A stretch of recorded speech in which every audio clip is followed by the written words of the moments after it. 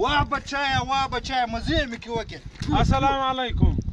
تیرې بنا دین محمد سال د دین محمد تور بچای داسې ټیرونه دي. دین محمد څنګه لرک تنګول مه کوه. سړی پیسې پیدا کړي ته وروره راسي. السلام علیکم جوړ تکړه په خیر برابر شباب ښه دی. شکر دی خیرات دی د الله په آی موټر آی کیسه ستا پیکای آی څنګه کیسې دي تا خو خره ګاډۍ نه چلوله امباو دله ګوره زما لج ووته یا لج اوس خالي روپۍ دي داسې په بنډلانو یې راوړمه. آی موبایل دله چیرې کړی دی دونې ګران موبایل امباو ته دله ګوره دی تر اوسه هغه د غریب سړي سوچ دی. زه اوس غریب نه یم، زه اوس کروړپتی یم.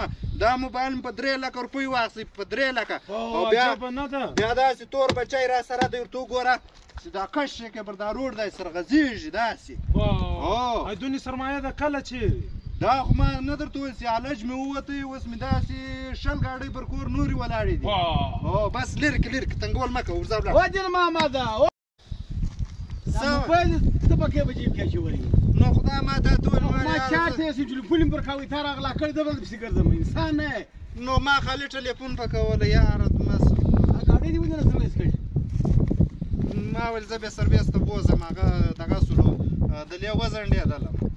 بې شرمه سړی کوله دې هم نه راکښلی زوی مړی تا د ما له کوله سره میدان کې ګاډۍ ته ولاړې دا بل دا سړی څوک دا ولاک خبرنڅوک دی بس دی رالی ما ورته ویلې دا ګاډۍ زما ده. تا ورته دا ستا ده دا به نور څو درواغ ته ورځي وایه. نو ته خو لږ عزت راکوه ګوره خلک راځي زه به یې څه سرمایدار ورته ښکاره کېږم بیا مې ډېر عزت کوي یار. دا ګره دنیا تیغه تایست یې موړ پیدا کړي وای داسې ګټې دي داسې کوله ده داسې غار ده هغه لکه ملک په غار نه دا خو هلکۍ تورې راوځي د یوې روپۍ ګټه نه وي.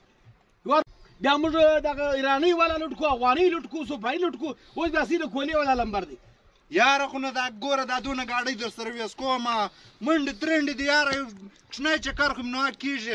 دا خلکو ته خو دا ویلی سم چې یاره دا ګاډۍ زما ده. نو ته ولې ګوره هغه راته ولاړ دی ته نوره څه ویل دا خر دروازغن دي دروغونه یې ولې نور خو بیا څه نه وي والموبایل ما اخیستی دی بیا کولي دي بیا لجان دي په څو باید څو در وشول په 3 لکه مې لوتې دا په 15 لکه دی درواغ ولې وایي.